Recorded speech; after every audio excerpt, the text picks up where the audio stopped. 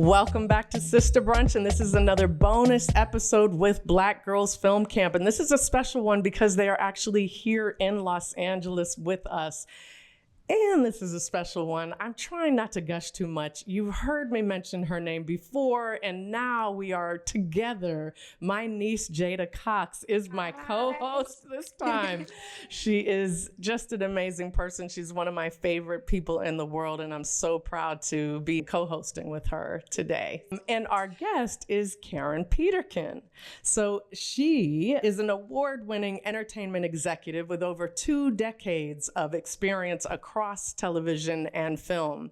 Karen has excelled in developing both scripted and unscripted content, not an easy thing to do by any measure, as well as feature films, demonstrating a deep understanding of TV, film, music, and pop culture trends. She is renowned for her work on projects like Boomerang. Now, I don't know if the Black Girls Film Camp girls might be too young to see that, but it's a classic, so you should as soon as you can. Lens of Culture and Popcorn Movie Review. She's an expert in brand creation and content development, and she continues to influence the entertainment industry by bringing innovative exposure to diverse brands. Welcome, Karen. Thank you. Yes, and I've already introduced a little bit my niece, Jaida Cox. So Jaida, take it away.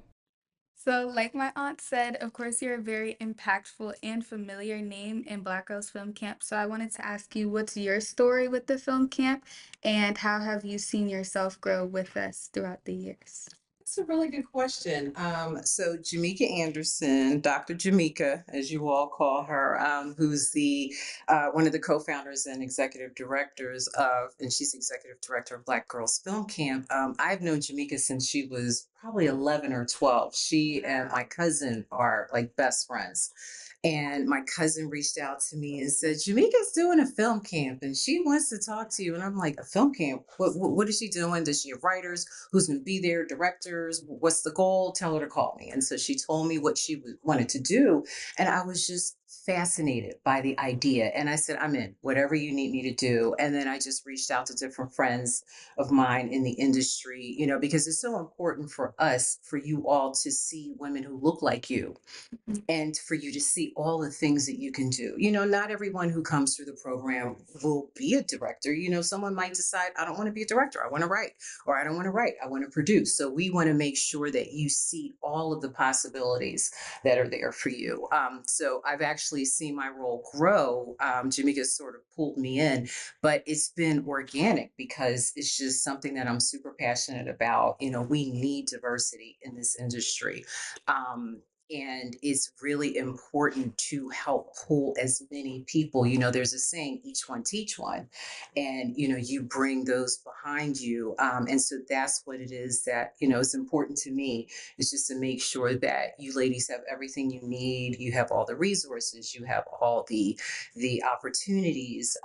And we're still thinking of different things that we can do, even in terms of after you finish the program. It's important to me that you all get internships, and from internships you get jobs, and you're able to shadow people, and you're actually able to see how things work. It's one thing when you learn about something, but it's different when you actually see it in action. Right. So yeah, I definitely see my role grow a lot with the program. And I love that you just said about, making sure that we have all the resources that we need and that we're set up for success in the future.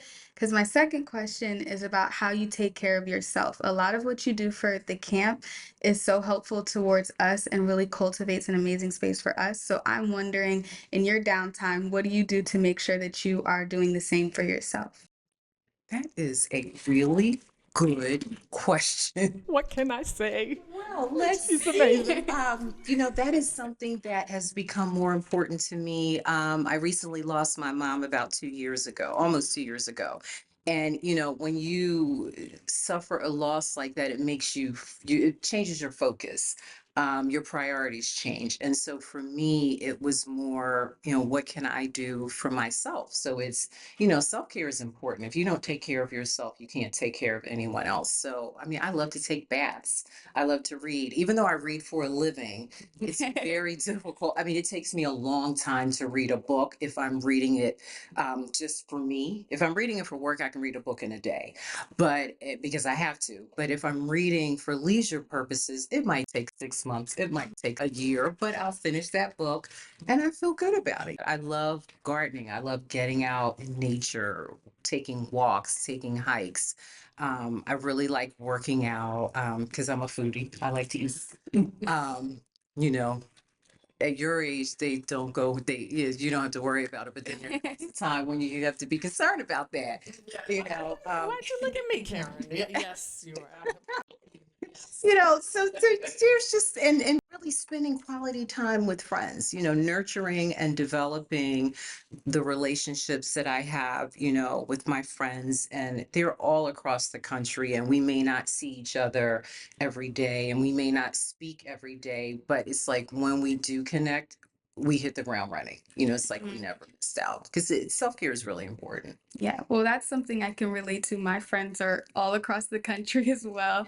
And, we see each other at a very special time of the year, and this retreat is really amazing. But I also love to spend time by myself, similar to what you said. So I'm wondering, when you're doing that and you're reflecting, if you were to think about having lunch with your younger self maybe 20 years ago, first off, what would y'all be eating? Because I'm a foodie too, so I need to know. And then second of all, what would you talk about and what would you tell her? And what would you think that she could tell you as well? You know, I think about that often. I think the first thing I would tell my younger self is don't worry. You worry about so much. You think it's not going to happen, and you're constantly looking at everybody else and comparing yourself to other people and their progress and how their careers are progressing. I would just tell myself, just keep your head down, do the work, it will come. Don't worry about the money. That's something that someone told me years ago. And I was just so focused on, oh, I've got to make money. Do the work, the money will follow. And I definitely tell her, travel more.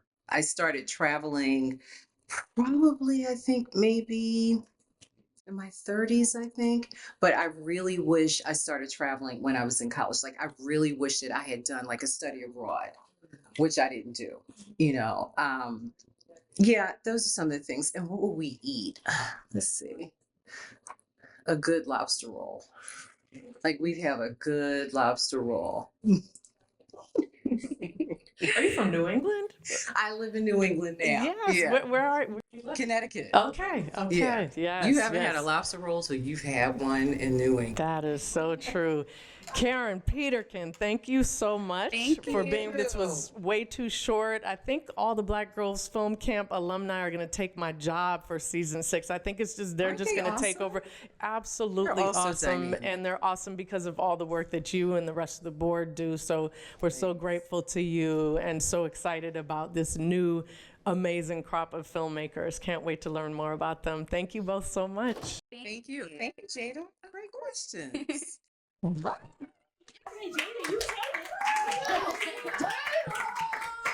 Jada made me